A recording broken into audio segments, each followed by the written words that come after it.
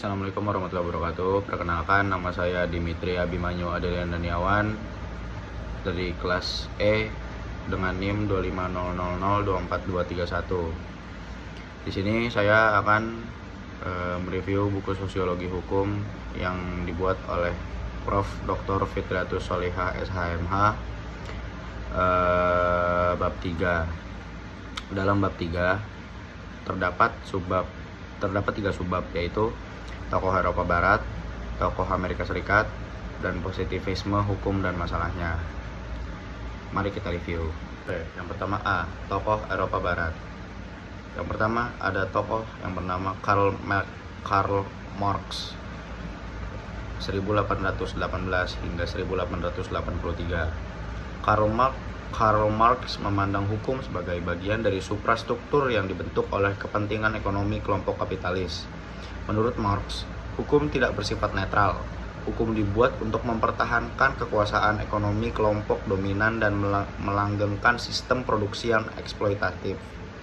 Hukum menjadi alat untuk menjaga ketertiban versi kapitalis, bukan untuk menciptakan keadilan bagi semua. Marx menekankan bahwa masyarakat selalu berada dalam kondisi konflik antara kelas-kelas sosial. Konflik ini muncul karena adanya perbedaan posisi dalam struktur ekonomi, seperti kelas bourgeois dan proletar. Oleh karena itu, hukum sering memperkuat ketidaksamaan dan menciptakan perpecahan sosial, bukan integrasi. Yang kedua, dari tokoh Eropa Barat ada Henry S. Maine 1882 hingga 1888. Henry Maine dikenal sebagai tokoh penting dalam teori evolusi sosial. Ia berpendapat bahwa masyarakat mengalami perkembangan dari sistem yang berbasis status menuju sistem berbasis kontrak. Pada masyarakat tradisional, hubungan sosial ditentukan oleh kedudukan lahir, keluarga, atau keturunan. Namun dalam masyarakat modern, hubungan tersebut berubah menjadi hubungan berdasarkan kesepakatan atau kontrak. Maine juga menekankan bahwa perubahan sosial merupakan proses alamiah ketika masyarakat memasuki situasi baru dan jumlah anggota kelompok semakin besar. Perkembangan ini menciptakan perubahan dalam struktur hukum dan hubungan sosial. 3. Ada Emile Durkheim 1858 hingga 1917. Emile Durkheim menggunakan pendekatan empiris dalam menganalisis hukum. Ia membagi hukum menjadi 2 jenis, hukum represif dan hukum restitutif. Hukum represif cenderung memberikan hukuman keras dan muncul pada masyarakat dengan solidaritas mekanis, yaitu masyarakat yang masih sederhana dan homogen. Sebaliknya, hukum restitutif muncul pada masyarakat modern dan dengan solidaritas organis. Dalam kondisi ini, masyarakat sudah mengalami diferensiasi fungsi sehingga hukum lebih berperan memulihkan hubungan sosial daripada menghukum.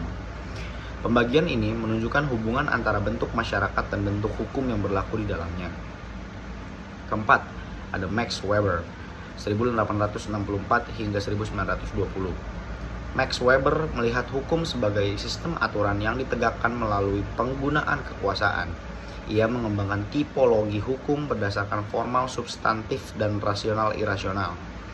Hukum formal rasional dianggap sebagai bentuk hukum yang paling modern karena menggunakan aturan umum yang dapat diterapkan secara konsisten pada kasus konkret. Weber juga mengklasifikasikan tipe peradilan menjadi 3, yaitu peradilan kadi, peradilan empiris, dan peradilan rasional. Peradilan rasional dianggap paling maju karena menggunakan prinsip, prosedur, dan logika hukum yang konsisten. Kita masuk ke subbab kedua, yaitu tokoh Amerika Serikat. Pertama ada Oliver Wendell Holmes 1841 hingga 1935. Holmes merupakan tokoh penting dalam revolusi sosiologi hukum di Amerika. Ia menolak pandangan bahwa hukum berdasarkan logika yang tetap. Menurutnya, hukum berkembang dari pengalaman masyarakat. Holmes menekankan bahwa hakim memiliki peran besar dalam membentuk hukum melalui putusan-putusan mereka. Ia terkenal dengan pernyataan "The life of law is not logic, but experience", yang menunjukkan bahwa hukum harus dipahami melalui realitas sosial, bukan hanya teori. Yang kedua dari tokoh Amerika Serikat ada Benjamin N. Cardozo 1870 hingga 1938. Cardozo melihat hukum sebagai hasil dari proses kreatif dalam peradilan. Ia menegaskan bahwa hakim tidak hanya menemukan hukum, tetapi juga menciptakannya. Namun, kebebasan ini tetap harus mengikuti kepentingan hukum dan tidak bertentangan dengan nilai-nilai yang berlaku. Menurut Cardozo, berbagai aspek seperti logika, sejarah, moralitas, dan kebutuhan sosial berperan dalam pembentukan hukum. Pandangannya dituangkan dalam karya terkenalnya, yaitu The Nature of the Judicial Process. 3. Ada Roscoe Pound 1870 hingga 1964. Roscoe Pound dikenal dengan konsep hukum sebagai rekayasa sosial. Ia memandang hukum sebagai alat untuk mencapai tujuan sosial dan memenuhi kepentingan masyarakat. Pound lebih fokus pada dampak sosial dari hukum dibandingkan isi normatifnya. Ia mendorong penggunaan studi sosiologis dalam pembuatan undang-undang serta menekankan pentingnya perbaikan hukum agar dapat menjawab kebutuhan masyarakat modern. C. Positivisme hukum. Positivisme hukum menegaskan bahwa hukum harus dilihat dari aturan tertulis yang berlaku. Pendekatan ini menolak pencampuran antara hukum dan moral. Positivisme mengutamakan observasi, fakta, dan kepastian hukum. Tujuannya adalah mengidentifikasi hukum berdasarkan aturan resmi tanpa mempertimbangkan proses pembentukan atau nilai pribadi hakim. Pandangan ini menjadi dasar dari banyak sistem hukum modern dan profesi hukum saat ini.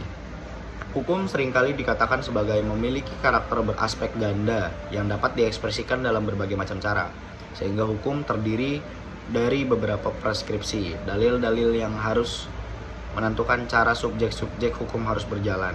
Namun, pada saat yang sama, ia membangun sebuah fenomena sosial yang hanya ada apabila petunjuk pelaksanaan benar-benar memiliki pengaruh pada cara orang berpikir atau bertingkah laku.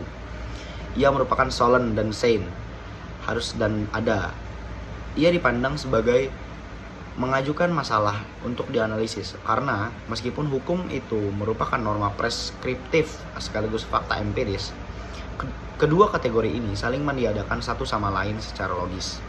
Pendekatan ini yang merupakan sebuah konsepsi filosofis dari apa yang menciptakan pengetahuan yang valid dan bagaimana ia diperoleh, telah menyebar luas ke dalam teori hukum maupun sains sosial dan dikenal sebagai positivisme. Pada intinya, positivisme adalah sebuah posisi filosofis yang menegaskan bahwa pengetahuan ilmiah yang berasal dari observasi terhadap data dari pengalaman dan bukan spekulasi yang berusaha untuk melihat kebalik fakta-fakta yang diobservasi untuk mengetahui sebab utama, makna, ataupun esensi. Dalam versi positivisme yang paling kuat, ia sama sekali tidak membangun pengetahuan, sehingga fakta dan nilai dipisahkan secara kaku. Ia sendirinya tidak boleh membuat penilaian subjektif terhadap apa yang diobservasinya, dan ia tidak boleh melakukan penyelidikan ke dalam makna atau signifikan utama dari nilai-nilai yang dipegang oleh orang-orang yang diobservasinya. Pengujian yang dengannya positivisme hukum dapat mengenali eksistensi hukum atau hukum-hukum tertentu adalah pengujian yang analog dengan pengujian yang digunakan para ilmuwan untuk dapat mengenali kehadiran unsur kimiawi tertentu.